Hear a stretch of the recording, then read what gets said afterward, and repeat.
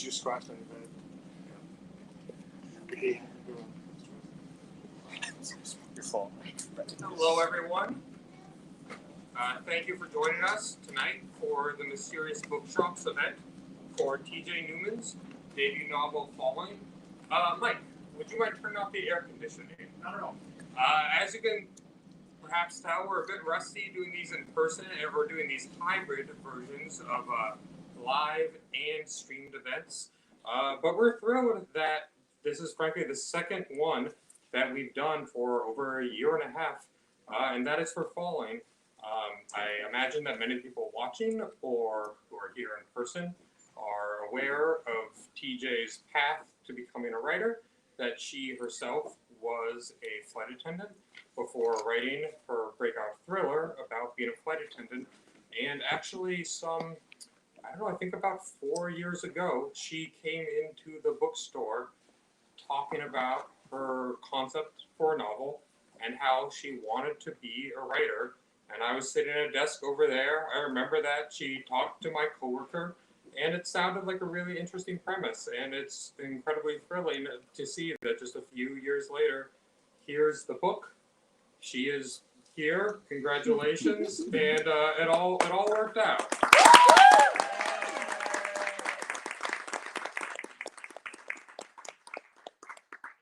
Joining TJ in conversation tonight is Adrian McKinty, who I imagine also many of you know.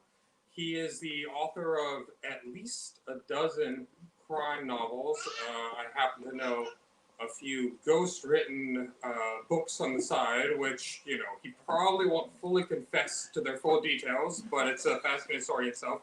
But you may know him as the author of Dead I Well May Be, his debut, the Sean Duffy series, and most recently, The Chain, now out in paperback. He's been nominated for a number of awards and won the Edgar, the Barry, and the Anthony. And it's a real thrill to have these two writers together, one an accomplished veteran and one who we're thrilled to have launched her book with us, and hopefully there'll be many more to come. So please welcome T.J. Newman and Adrian McKinty.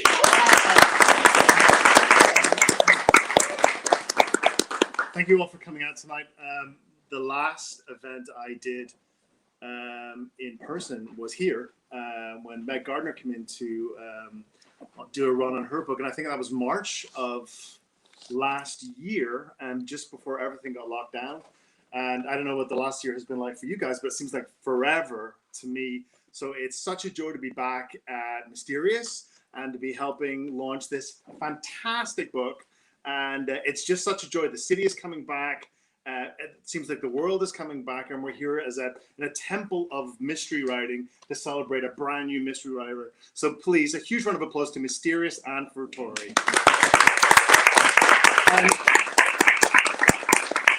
I pulled a few facts off the computer this morning, and Tori, this is just huge. Congratulations to you. I was looking last night. Last night you were number 3 on Amazon, and you were number 1 on Apple. When was the book launched?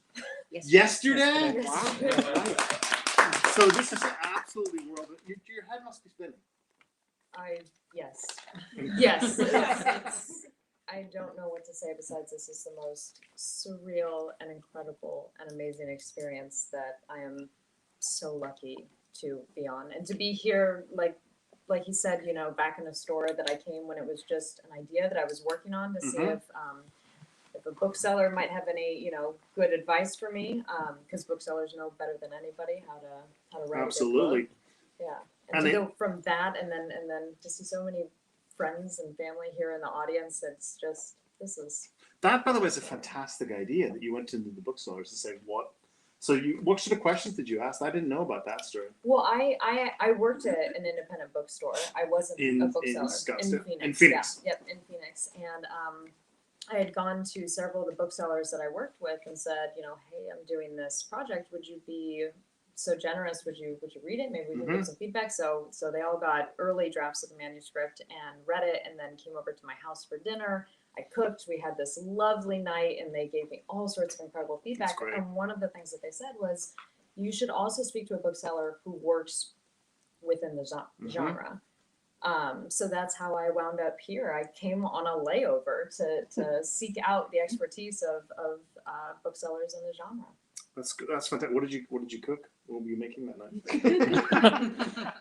I don't know. Probably some sort of local delicacy from Arizona. I do remember it was tricky because it was booksellers, so there were several vegans in the group. Oh my gosh. So I had to do a little work. Booksellers and their shenanigans.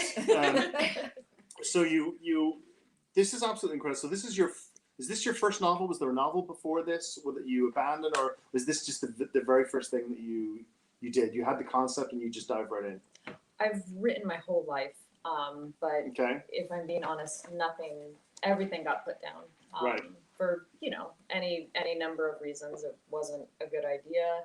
I wasn't confident in what it was. I was busy and living your life. Sure. And it was when I had the idea for this book that I said, nope, that one I have to see through. The first obstacle is finishing the manuscript. Yeah. I mean, that's the thing that so many people, and when you're teaching at writers' workshops or whatever, people say, "Oh yeah, I got this great idea," but then they don't finish. They don't finish the short story. They don't finish the play. They don't finish the screenplay. They don't finish the manuscript. So the first big achievement was actually finishing the manuscript. How long? I saw you were on CBS this morning, and I saw that you wrote some of the ideas on cocktail napkins while you were still working as a flight attendant. I did, yeah. The concept of the book came to me at work on a plane during a flight, and then I wrote most of this book at work on flights. I work red eyes. Those are my favorite flights to work. And once everybody went to sleep, I got to work. That's great. Yeah, and we were forbidden from using portable electronic devices as flight attendants, so I couldn't exactly have my iPad. Oh, that's out. so interesting. Yeah, so that's why I wrote everything by hand. Right. And so all of the early stuff was on the back of the passenger manifest or the back of the catering bill or something like that. And sometimes I wouldn't have enough time to write something out huge, but I'd hear something and say, "Oh, that's so good. I got it." That's when I grabbed the napkin and just jot down the ideas, stick in my apron, and move on. And then you've got all this stuff, and then you collate it together, and you put it into and then you get a computer and start typing it all in. Yeah, on my layovers, I'd take it from cocktail napkins and passenger manifests and put it into my iPad with my keyboard. And right. So there's hotel trash cans all across the country that were full of early ideas. You didn't keep that stuff? I kept a lot of it, thank but goodness. I didn't. Yeah, I kept a lot of it, but not all of it. It was a lot. Right, because that stuff's going to be so amazing to have. Like, well, just even now, it's going to be amazing to have. But it's absolutely precious in the future. And you finished the manuscript, which is awesome. But then again, I got this from the TV. You had a lot of rejections, and how many rejections did you have altogether, if you don't mind saying? No, 41 agent rejections, and that was a long, uphill, painful road of 41 rejections. And can I just remind people, number 3 on Amazon, number 1 on Apple. So there's 41 agents out there going. So you had 41, and then I mean, there's famous stories of author rejections. There's James Lee Burke, famously for his debut novel, got 120 rejections. There's the story of Robert Pirsig for Zen and the Art of Motorcycle Maintenance. I think it went up to 155. Does anybody know the actual number of rejections? And how do you cope when you send out an envelope or an email? I mean, sometimes it would be paper, sometimes it would be query. How I coped was telling myself I spent so much time getting to the point that I felt like the manuscript was ready to query and send out and see if we could get representation. Then when I started doing that, and it was just no. Did you get? Was there a big book of literary agents, or what? How did you? Yes, I went to the library, and there are big books in the library that you can use as resources. I also have a subscription to Pub Lunch. It's like a daily trade, and they have a database of all agents and things like that. So that's where I found a lot of them. And then I went, you go to a bookstore and say, what are books that are kind of similar to mine and who represented this author, Right. and see if they're taking submissions. And each agent has, a different set of submissions, and most of them are online, but everybody has a different format. But when I queried my 42nd, which was my one and only yes, who is my current agent, Shane Salerno, who is also your agent. Right. We are Story Factory. That's the agency of Story Factory. We're brother and sister of Story Factory family. Mm-hmm. When I queried him, I actually sent in a hard copy in the mail. Of the whole manuscript, like 3 chapters? No, I did because he didn't have a website. Right, there's no guidelines. Right, there was no guidelines, so I made it up. So I did my query letter, which is basically like a 1-page pitch of, this is me, this is my book. So you want it? So I submitted that with the first, I think, 10 pages, I think I did. Right.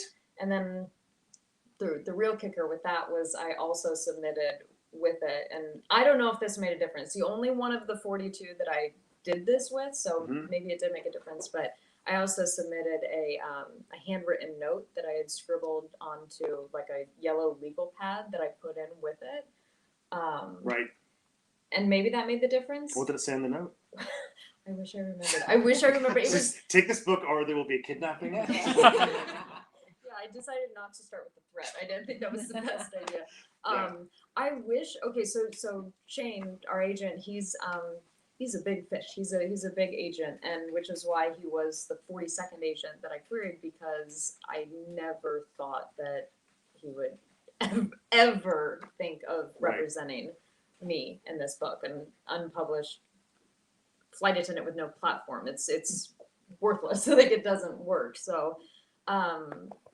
That's why it took me 42 to get to him, even though I thought he would be the perfect fit, because I never thought that he would look at it. So when I wrote this note, I don't remember what it said, but I remember that I was laughing really hard when I wrote it, because it was so ridiculously the opposite of how I felt. Because it was very like, this is like the feel of it was like, you want. This That's is hilarious. Great, yeah. Have my people, or your people call my people. It was like one of those. This is the luckiest day of your life. You're about to read the greatest thing you've ever read. Yeah, I just wrote, "You're welcome." Yeah. It was something with that feel. I'll be expecting your call tonight. Exactly, and nothing could have been more opposite of how I felt, because it was, I was officially at like nothing to lose status. But that's a great thing to have, is like, fake it until you make it. And also, if you've nothing to lose, then you literally have nothing to lose. Yeah. You can send out. There's no shame. There's no embarrassment. There's no rejection. Can't hurt you anymore. I sometimes people will send to me, but what if I send my book and they don't like it? And I just go, well, it's gonna hurt. There's absolutely no. It's gonna hurt the first time. It's gonna hurt the second time. It's gonna hurt the third. By the 10th time, it's not gonna hurt anymore. You just go, oh my god, and then you send it out, and then you don't care. And it definitely hurts for the first few times, but after that, it doesn't matter anymore. And so how long did the whole process take, of like idea to acceptance? Idea to accept, a long time. I wish. Like years, months? Years, yeah. Okay. 2017 to 2019 was really the time where I said, you know what, if I'm going to really make a go at this and make this something, then it needs to happen. And you're working this whole time? I'm working full time the whole time, writing on the plane and on layovers and on days off, while keeping, a full Can I life. ask who you're working for? Which airline? Yeah, Virgin America. Okay. We were bought, so we turned into Alaska, so Virgin in Alaska. Oh, okay. And so you were flying up to Alaska a lot, or? A couple times I went up to Alaska, yeah. So that's a long flight with a good red eye, so everyone's asleep. Yeah. And you can get a lot of work done. Exactly. That's excellent. And then, so you send it off to Shane, and he accepts it, and then he probably makes you do a couple of rewrites on it, and then he sends it off. A couple. I feel like I know from your experience working with Shane on the chain, it's rewrites. Couple of rewrites. It's kind of a. Shane, Shane sometimes said to me, I might turn in a draft that I'd worked for 3 months, and I'd say, yeah, you've got to do another rewrite. And I said, well, what's the note? He says, the note is make it better. I go, that's extremely helpful. Nice. Yeah, thanks very much. And the final one before I submitted it to publisher was Shane said to me, "This is perfect. It's exactly what we want. You've really nailed everything on the head. Just cut 5,000 words and then we'll send it out." I was going, "Which 5,000 words? Exactly. Come on, which words? The verbs? I mean, come on. I got this really tight." So let's jump into the book. Tell me the one-page pitch that you sent out with your career letters. What's the premise? The premise is the Falling is the story of Flight 416, which is a flight from Los Angeles to New York.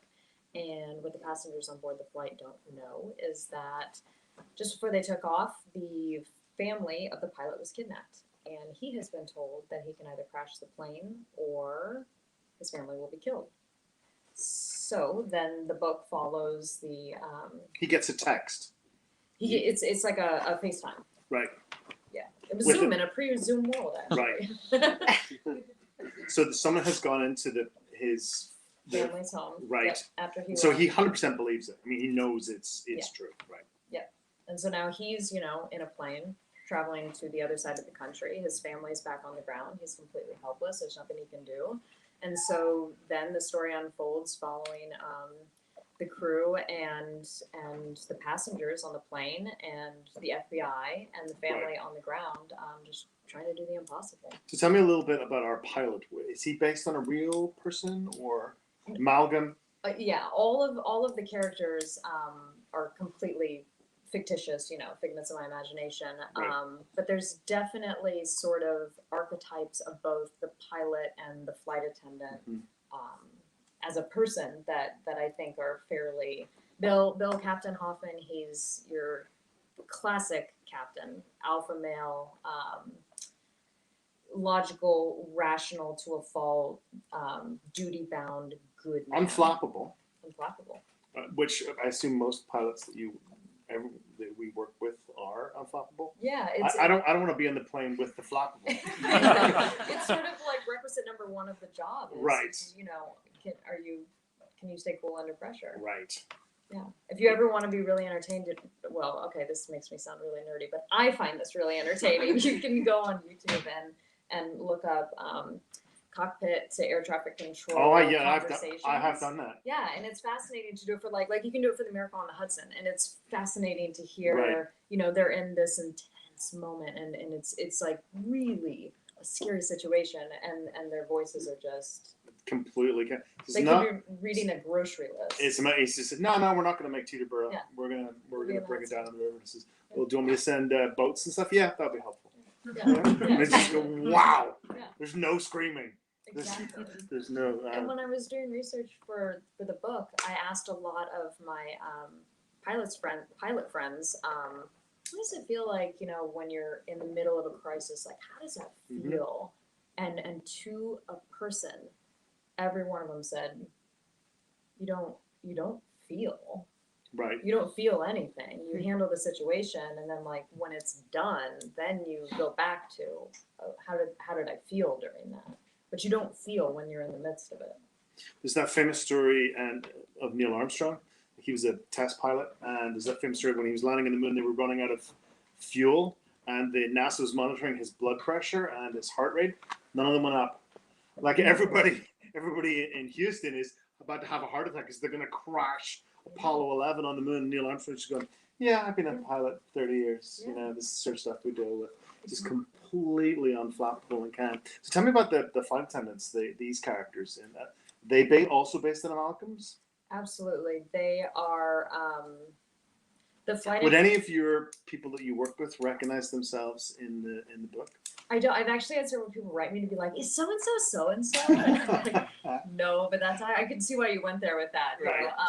Yeah, all of them are completely fictitious, but it's been really, really fun to get responses from flight attendants who read it and say, "I know Joe.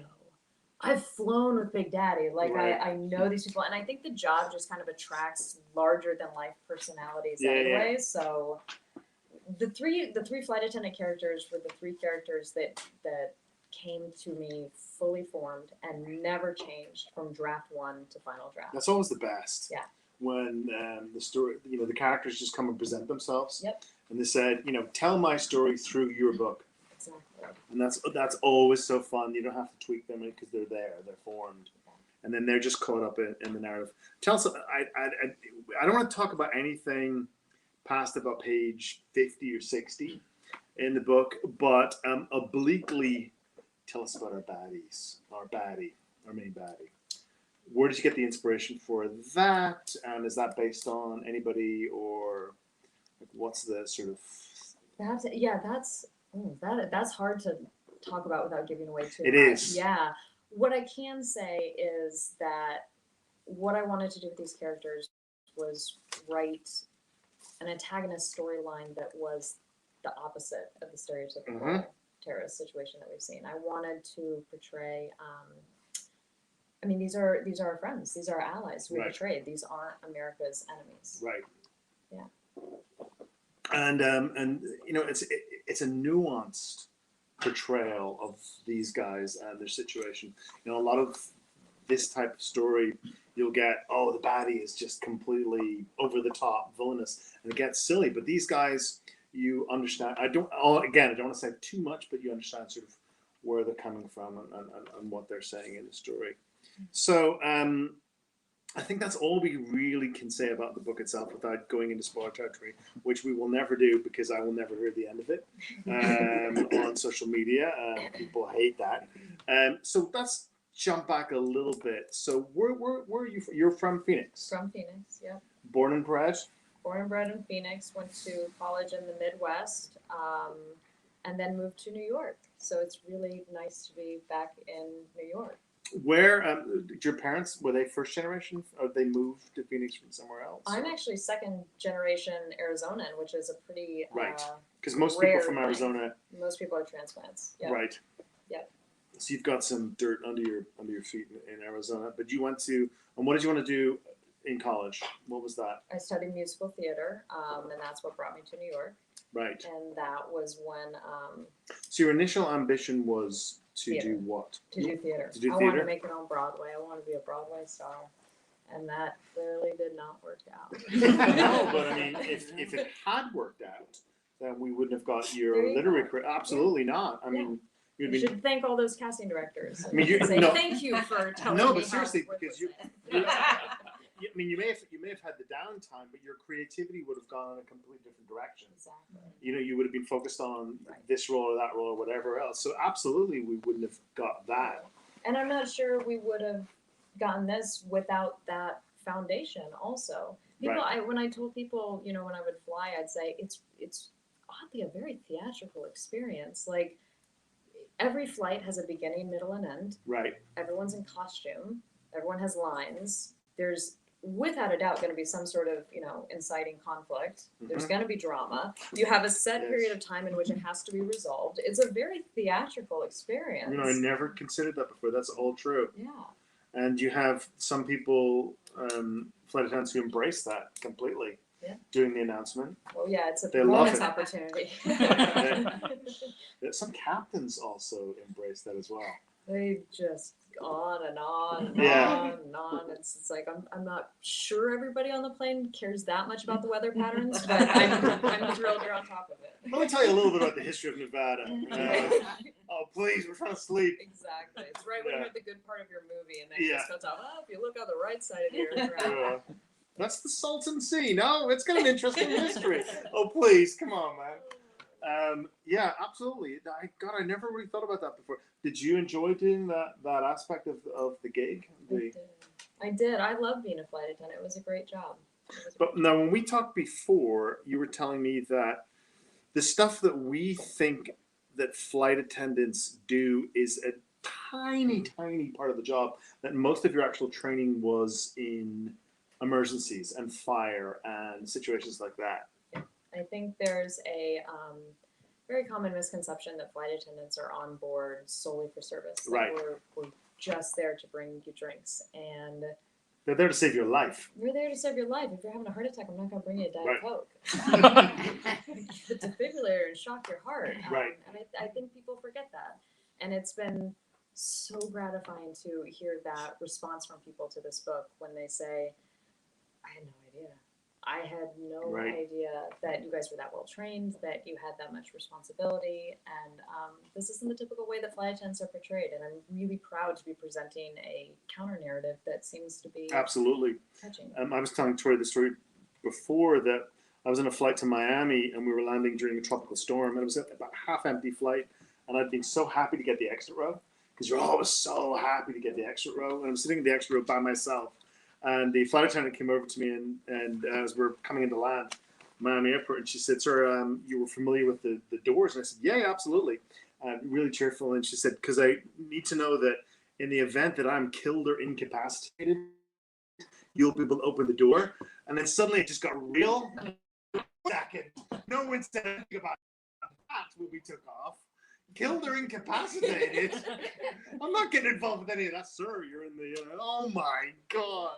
And nothing happened, but suddenly it's very real. Yeah. That's your job, is to save people's lives. Yeah. And the general public, I don't think, like you just described, they don't think about Right. things like that, which is great. That's great. That's fantastic. But that's how flight attendants and pilots are trained to think. A lot of people have asked me, when you were writing the script, was it weird to write it on the plane and to be thinking about all these, situations while on the plane? And it was like, no, because that's just how we're trained to think. We're constantly thinking of, if something goes wrong, what am I going to do? Yeah. How am I going to react? We're constantly, analyzing past incidents and accidents and saying, what did the crew do? What did Right. they do right? What did they do wrong? And how would I react in that situation? Right. So writing this really just felt kind of like a more intense scenario that I would normally kind of be troubleshooting. Let me jump back to the musical theater. What did you like? Was there a particular musical you liked? Was there a particular composer, artist? What was your thing that was driving you there? Kiss Me Kate is my favorite musical. It's classic Broadway, and it's my favorite Sure. musical. And I just loved it all. What's not to love about singing and dancing and Right. running around and being at the pinnacle of emotion? So you moved here, I guess your early 20s?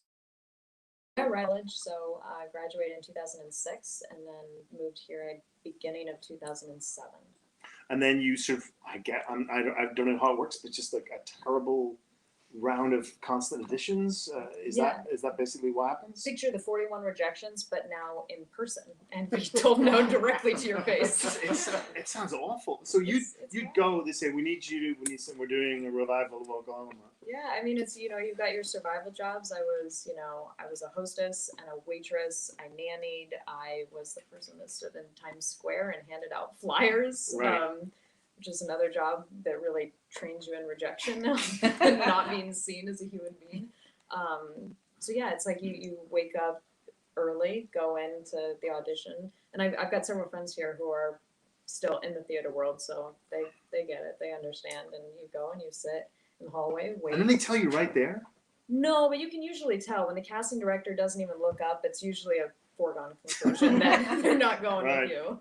They go, "Thanks a lot." Yeah. So you audition, and then you go to your day job and go to sleep and wake up the next day and do it again. Oh my God! Did you get any breaks or? I had some fun workshops and some fun stuff like that, but Right. It's so competitive and so difficult. Yeah. And what percent? I'm fixated on this now, but I'll get off it. What percent? But it also is maybe a little bit like writing. What percentage would you say is luck in those kind of situations? Because I think some people just get a lucky break that they're the right person for that job on that particular day. I don't know what I would say a percentage of it, but I do think with everything, it's Right. luck plays a big component. Because I think writing there's definitely an element of luck. Absolutely. When your book comes out, it's maybe the right book at the wrong time, Right. or the wrong book at the right.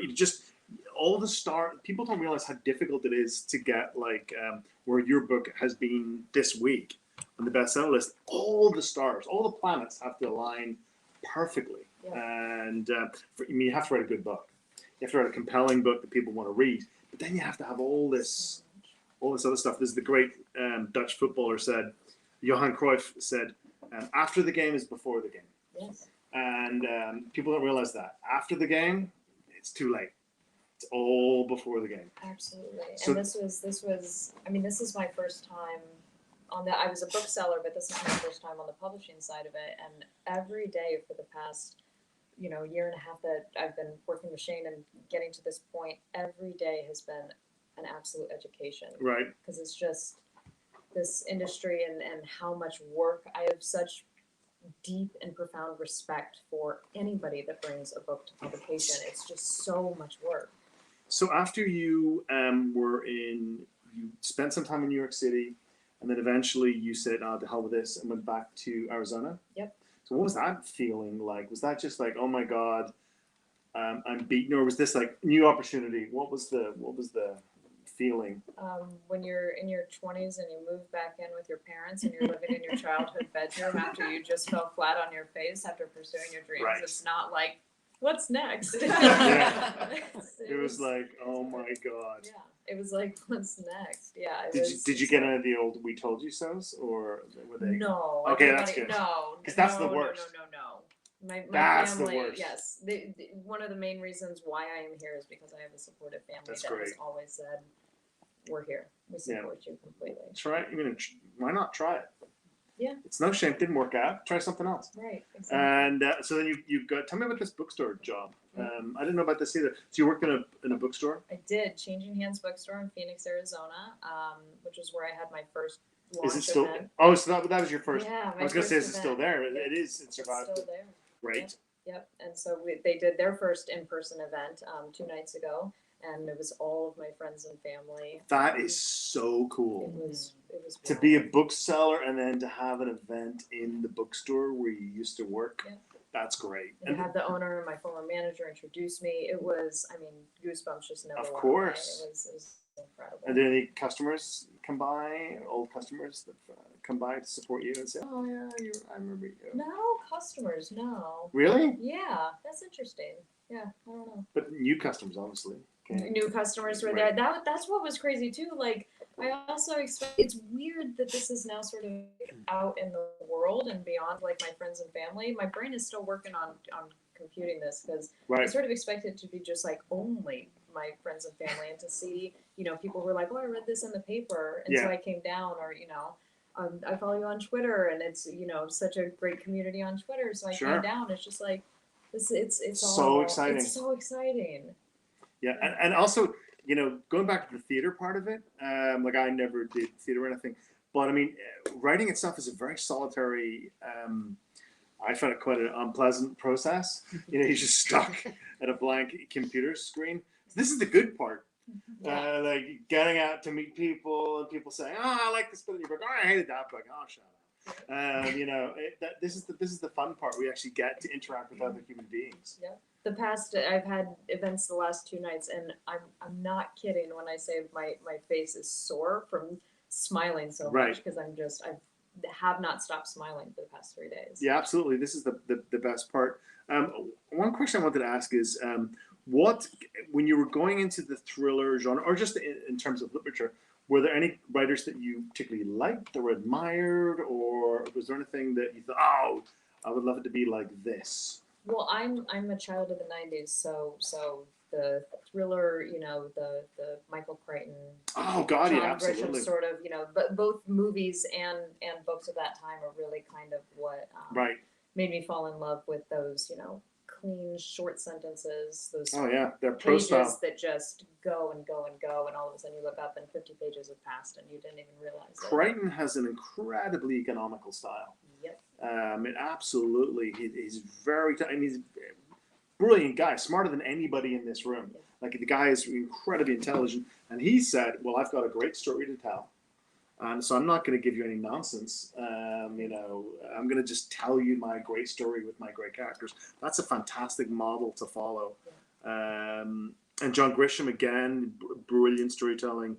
And what about sort of like the 90s? So there was that Quentin Tarantino movie with Jackie Brown, flight attendant hero. Did you? What was that? What's the one I'm thinking of? Yes. Jackie Brown. Was it Jackie Brown? Where Rum she's Punch. based on an Elmore Leonard novel, Rum Punch. Never seen or read, and I Oh, have so a new good. addition to my TBR pile. Okay, there you go. Well, to be honest, it's a long time since I've seen this, but mostly does not take place on the plane. Mostly it takes place in, what is it, LA? Or- Yeah. Okay. But obviously the Elmore Leonard, Relocated from Florida. right, because the Elmore Leonard would have taken place in presumably Miami. As I recall. Okay, so there's a flight attendant, and she's a great character in that one. So definitely, if you get downtime tonight or over the next week, flip on Jackie Brown. I think you'll dig that one. So forgive me, since there's been a little audience interaction. Sure. I mean to be a bullyish flight captain, but it is mostly sunny, 88 degrees in New York City, slight chance of thunderstorms. Assuming that my voice is picked up, anyone who is watching this online, please contribute your questions, and I will ask them on your behalf. Adrian, by all means, continue the conversation, but in just, another question or so, we should turn it over we'll to open it up audience to the Q&A. audience. So Yep, start and thinking then- of a question. Yep, and then I'll keep an eye from my computer on anyone online, and I might, you'll hear my voice putting their questions forward. So I'm a bit of a bully.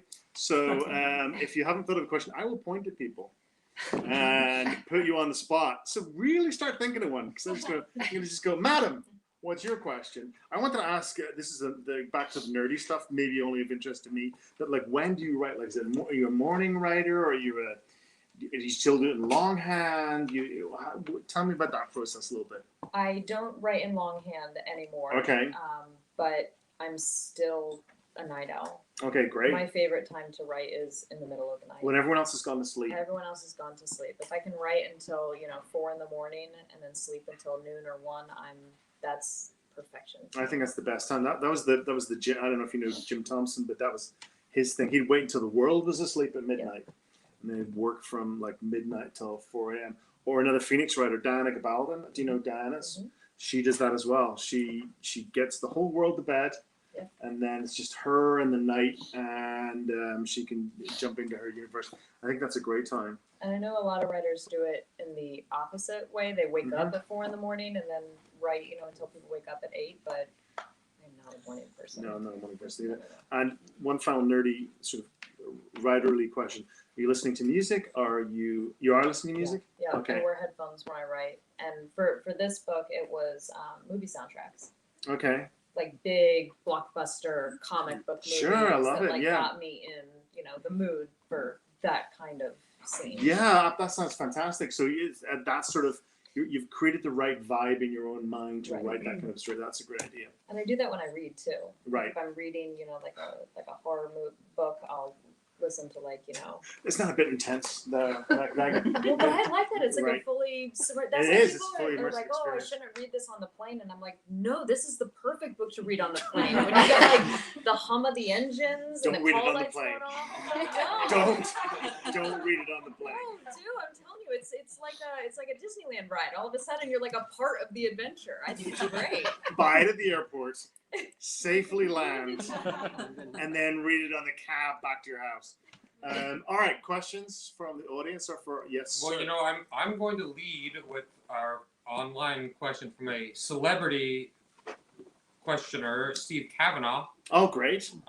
who sends his best wishes. He asked you both who your greatest influences are, but he says that Adrian, you're not allowed to talk about the Cold 6000 because he knows you too well. Right, so I'm not allowed to talk about James Elroy. Well, but yes. So he that's best wishes from Steve Kavanaugh, who we certainly have his books, and that's a good way to start it off. And then, please, I hope you all chime in with your own questions. Well, I'm just going to deny his request and say my two biggest influences were all Americans. It started off with Jim Thompson and Patricia Highsmith, and then when I came to start writing a book, definitely Winslow and Elroy. They were my two big lodestars, my compass points. I mean, I just loved everything. It was just the ambition of their books. I mean, if you guys have read The Cartel or Power of the Dog or American Tabloid, these are big, massive, ambitious books, which I kind of I really loved. I'm going to say that my biggest influences, I already talked about Michael Crichton Sure. and sort of the foundation influences, but when I was working on this book over 2020, I have to say that my biggest influences were the writers that I had the honor of working with over that year. You provided valuable feedback. No, really, you provided valuable feedback to my manuscript, as did Don Winslow, Steve Hamilton. Steve's great. Oh my gosh, there he is. Steve, Oh my God, Steve. look at you sneaking in there. When did you get here? I've been here all the time. He wouldn't let me announce it, but I recognized him even under his badge. Yeah. Oh, it's great to see you, Steve. Steve, it's so wonderful to see you. Steve, oh wow, I'm sorry, I just got it completely thrown off. Steve was instrumental for the past year. He has been an absolute partner on this ride. Thank you so much for everything that you have done to help this book and to help me as a writer over the last year. I thank him pretty extensively in the acknowledgments, and it's been a big help. The Story Factory, we're a family, and it's been this whole process has been pretty overwhelming in the best of ways, and I don't know how I would have gone through it if I didn't have. No, well, not everybody's as good as. I mean, Steve's a much better person than I am. Not everybody's as nice as Steve. That's not a real high bar. No, it's not. Like I'm like here, and Steve's like up here. So. But I would say that the influences that I've got from Steve, from Adrian, from Don, and of course Shane over the last year have been. I mean, I felt like every day I was working towards my MFA, and I was just getting a whole education that I think that's a really important point, is that it's such a brutal, tough thing in isolation, and it's so great to have any kind of support network. And if you don't have it with, I mean, I'll just say this to people who are working on a book, if you don't have it with family, where people are saying you'll never make it or whatever, or generally being negative, find it wherever you can. Find it in other networks, find it online, find it among friends. There's so many communities of writers out there, and you will find friends who will mentor you and help you. And I think that's really important. There's absolutely no reason to be alone. Yeah. There's absolutely none. And I think I was expecting, after 41 rejections, and my first taste of the industry was cutthroat and and sort of scarcity mindset related. I think I was expecting that from the community going forward, but it has been nothing but the absolute. No, that's literary fiction. They're monsters. And Within crime writing, And Steve, you actually told me that one day on the phone. You said you said it's like, look, we must get all of our aggression out on the page or something, because in real life we're lovely. If we've got issues, we just kill off a character in our book. But in real life, it's just the loveliest. They for some reason the crime fiction community it's just the nicest bunch of people, and like I said, literary fiction, they're unpleasant for the most part. There's one or two C's in there, but crime fiction, you couldn't have fallen in with a nicer bunch of people who you're right, absolutely right. They don't see it as scarcity, people fighting for readers. Actually, what they see it as, oh my God, this new writer will come in and lift all the boats, because you'll drive people into the bookstores to find this exciting or interesting book, and that's the way it works. And it's been incredible to come, like you said, writing is very isolating, and 2020 was also very isolating, and it's pretty remarkable to come out of that experience, having made like a whole new community of friends. Absolutely. It's incredible. Other questions? Yes, ma'am. Sort of curious if your initial projects were crime fiction oriented, or if you had other genres and other areas that you were exploring, and how this past couple of years might influence your future works. Interesting. A lot of the stories, most of the stories that I wrote were like thriller types. I did try literary fiction, and I've written all sorts of stories.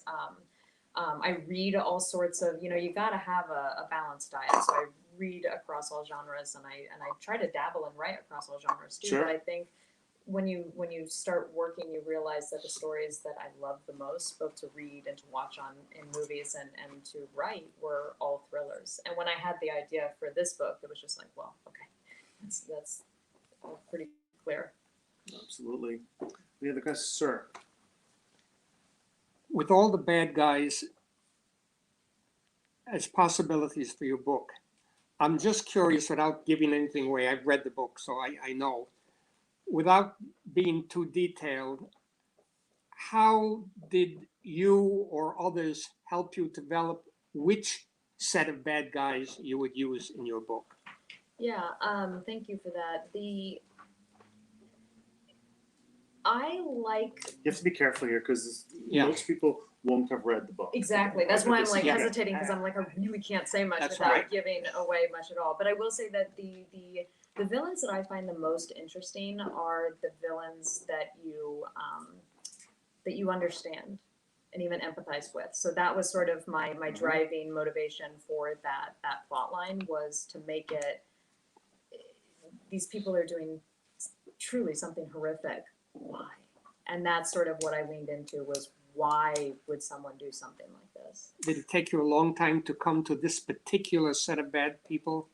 I think there were like many, the flight attendants, like I said, were just Yeah. like locked and loaded from Right. draft one, but the antagonist with several other plot lines did change. And I had other storylines that came in at the last minute, other entire storylines that left completely and entirely. So it was all a part of the editing process. We're not going to say at all what they want the pilot to do, but I will say that I thought it was really optimistic and cheerful that the Yankees had made the World Series. I guess it's not this season. No, I guess it's not this year, but maybe next year. Any more questions, sir? First of all, congratulations on the book. It's beautifully written and expertly plotted, and you always feel like you're in good, solid hands with it. So, bravo. I actually have two parts to my question. The first one is, as someone who is steeped in musical theater and loves Kiss Me Kate, it's a pretty dark premise that you came up with. Where does that come from? And the second question is, titles are always a difficult thing, and I wonder how you arrived at Falling and what the story behind that might be. Absolutely. Yeah, the plot is the concept is a little dark, if you will, but the themes of the book are love and family and compassion. Those are the three main plots of the book, and I think that or themes of the book, and I think that's how, you know, I enjoy looking at darker things from that angle, and I think that's what I tried to do with this. And Kiss Me Kate isn't as lighthearted as you think. That's true. That's true. Yeah, Yeah, there's some dark stuff in there. that's very true. And then Falling, the title. The title, I will say that I learned a lot about myself in the process of writing this book, and one of the things that I learned is that I do not personally have the title gene.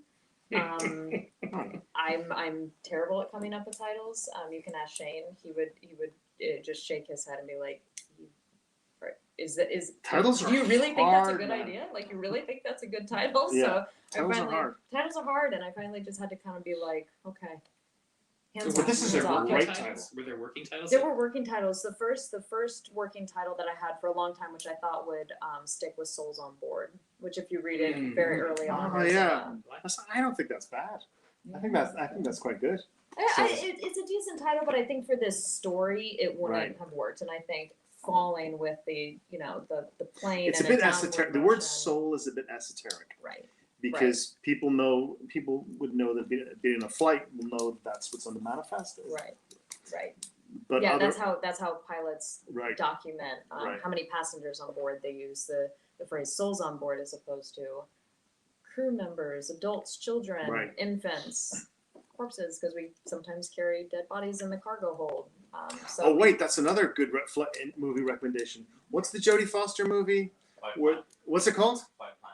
Okay, if you're not going to watch Jackie Brown tonight, watch Flight Plan. oh, Flight Plan. Yeah. Where was that realistic? Oh, there's an evil flight attendant. Oh, I've spoiled it now. Forget I said that. No, she's great. She's not evil at all. Question from the.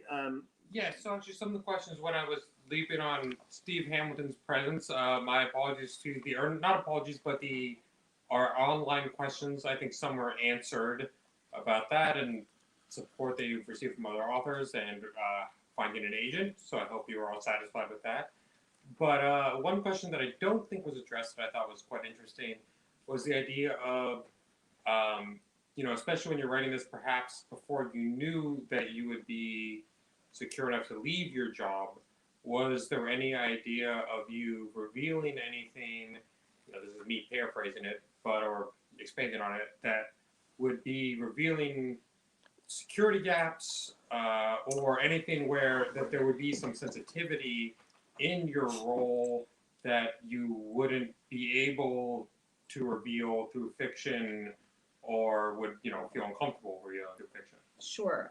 I think if you read the book, it's very clear that I've written this story from a position of absolute reverence towards aviation in general and the duty of pilots and flight attendants. And there are certain things that I narrowed in or panned out depending on what was necessary or unnecessary or enhanced for dramatic purposes, and other aspects of safety and security that just didn't need to be narrowed in on. So, Yeah, I think you're very respectful in terms of that. Yeah. Other questions? Yeah, we can Let's do a couple more. Well, let's do some people from the back Yeah. who've asked that. Yes. All right, you spoke of influences in terms of Michael Crichton earlier. How about we're products of the '90s and cable TV, so we have airport or airplane terrorist thriller every other day. Were there any movies that kind of stuck out in your mind when you were writing this? Well, you know what I love?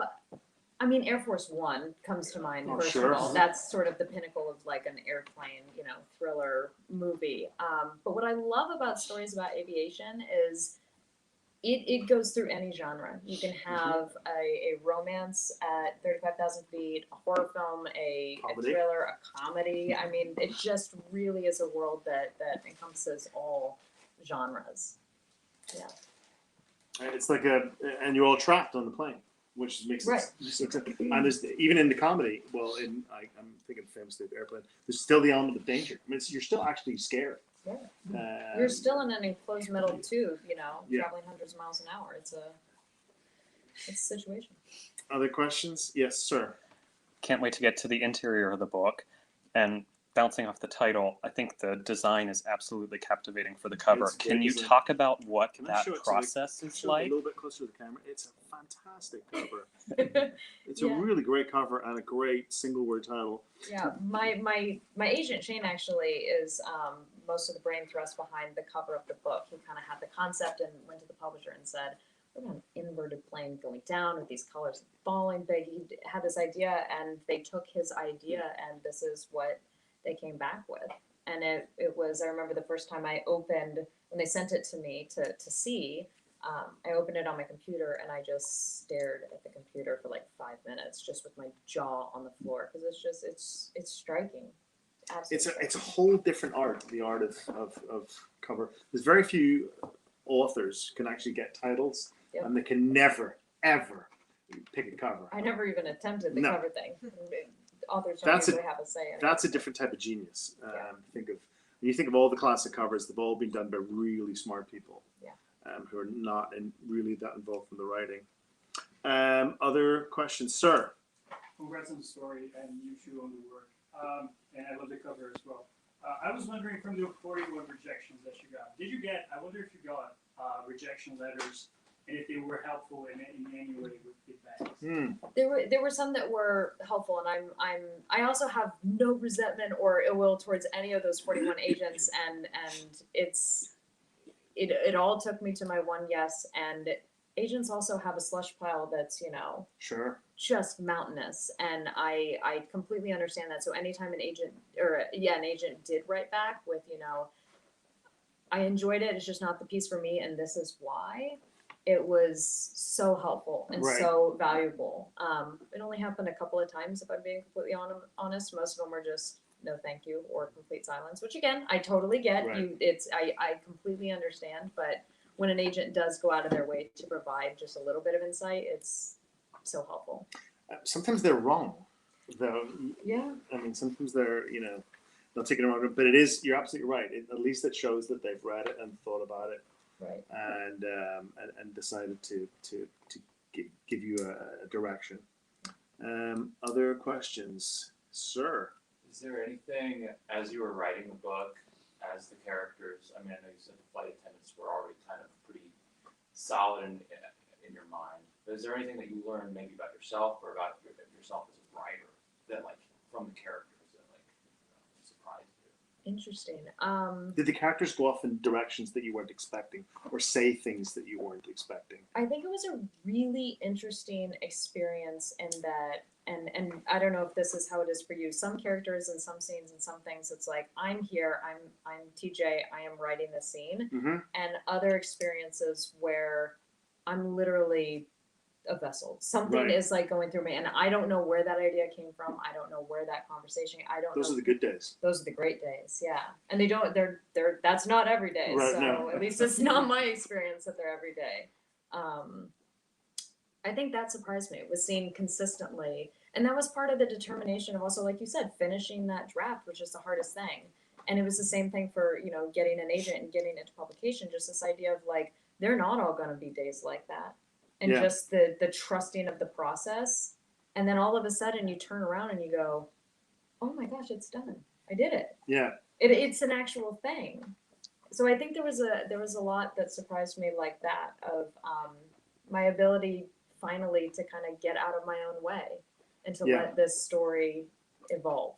Yeah, you don't want to get too meta. There's many people have read French Lieutenant's Woman. Yeah, getting a lot of, and he does that quite a lot in John Fowles in French Lieutenant's Woman, where he says, at this, he talks to the reader, says, at this point in the novel, I wanted the characters to walk along the cliff, but instead they decided to go to the village and get a cup of tea. And you're just going, okay. We maybe didn't need that bit of editor, but he does that throughout the whole book. And in a way, it becomes like a different dialogue with the character. But you're absolutely right. When the characters are zinging with each other and talking, and you're just typing or writing whatever as fast as you can, those are the great days when you know that it's firing. Also, the terrible days are when you're going, oh my God, I promised I'd write 200 words today, and I've written the plane. You know? And you're just going, oh my God.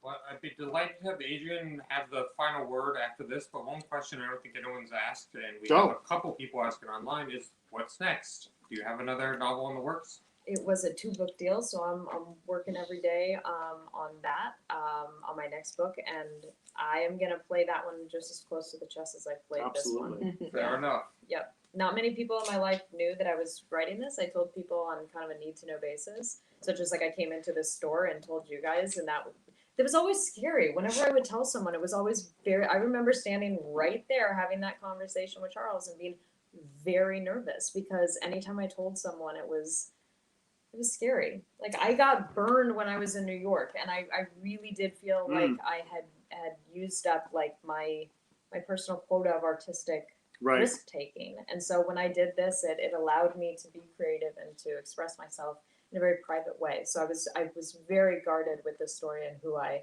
let in. And it was basically, like I said, a need to know basis. So I think I'm doing that again for the second book, just because it feels You don't want to jinx safer. it, and it's safer. It's just safer. I can fail. I can write a terrible scene with god awful characters, and no one needs to know. Right. But if I tell people about it, then it's out there. So Did you were you frightened at all about taking on a second book? I mean, you thought maybe I've got one book in me, or did you thought now I'm a writer that it's the fact of being a professional is to sign the 2-book deal? I think everything about this process has been equal parts terrifying and Right. also the overwhelming privilege of it. And that's how I'm looking at the fact that it was a 2-book deal and that I get to do this again. Right. That's what's unbelievable, is I have the incredible honor of getting to do this. And that is that's incredible. My feeling always with the 2-book deal is, well, I can always fake my death. Just disappear. Yeah. Why did he go to Venezuela? I don't know. We haven't heard from him for 18 months. That's always my plan. Mine was always a cabin in the middle of the woods. Like during this year, when there were some really scary moments to go from just you and this story to all of a sudden it being very public and very much out there. And multiple times a day, I would sort of talk myself off the ledge by going, "You can always move to a cabin in the woods. No one needs to know where you are. Just move to a cabin in the woods if it comes to that, and you'll be fine." We're going to wind this up, but I just want to say, coming from Belfast and the idea of the American cabin in the woods is so scary to me. I grew up in all those films in the 70s and 80s where people just go to the cabin in the woods and it's the worst mistake they ever made. And my mother has a cabin in the woods upstate that she shares with a sister. And I remember the first time I ever stayed up there, I didn't realize that the branches of the tree, the woods were so close. The branches of the trees would actually touch the windows. And I remember opening the door at like 1 a.m, just thinking, there could be anybody out there, like 6 feet away from me, like it just staring back at me. And then as soon as that thought's in your head, It's there. that's it. You're never sleeping again. We don't need to go into any more tangents. I want to thank everyone for coming out tonight. You guys are heroes. You're bringing back the bookstores. We're bringing back New York City together.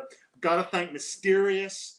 You guys have been doing God's work for the last year, and we're bringing back events. You know, you come out to bookstores, you get free beer, you get free wine, you get to meet authors, you get to read books, and most of all, I want to thank and congratulate Tori on the incredible success of Falling, and just well done, Tori, and thank you guys so much for coming out. Thank you, Steve, for coming out tonight. Thanks everyone for coming out tonight. Well done, guys.